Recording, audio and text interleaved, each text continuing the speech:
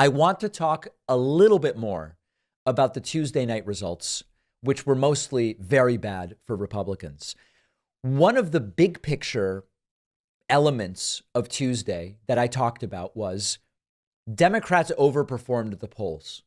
And so if we are making assessments about November of 2024 based on today's polling, not only is it too early, but we have further proof of the inaccuracy of polls to be necessarily indicative of what will happen a year from now from the fact that even just compared to last week's polling, Democrats overperformed.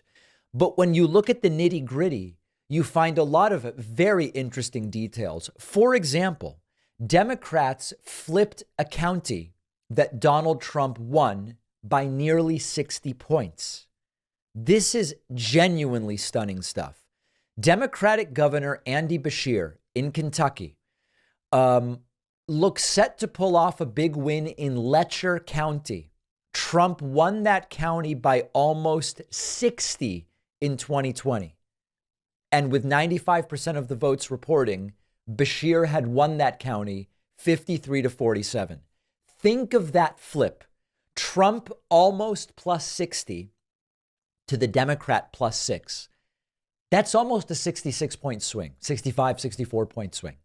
Now, I know that it's important to remember that looking at one Kentucky county in a gubernatorial race to try to evaluate what might happen nationally next year in a presidential race is not smart. And it's not smart for a lot of reasons, including that Kentucky votes for governors differently than it votes for presidents. Kentucky for president is going to vote for whoever is the Republican nominee.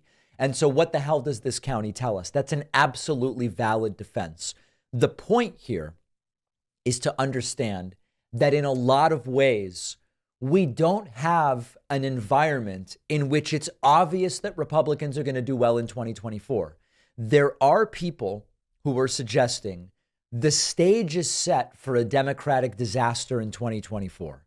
Maybe the only thing Democrats can do is push out Joe Biden and try to get, I don't know, Vivek Ramaswamy was saying maybe Gavin Newsom, maybe Michelle Obama, even though she said she's not going to run. And part of that argument is about Biden, but part of that argument is about Democrats are just going to get killed.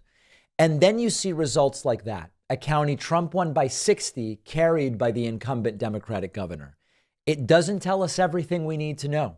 It doesn't suggest we give up on campaigning. It doesn't suggest any of us stay home, but it is a very interesting signal of the tide that Republicans need on their side, which at least as of this moment does not appear to be.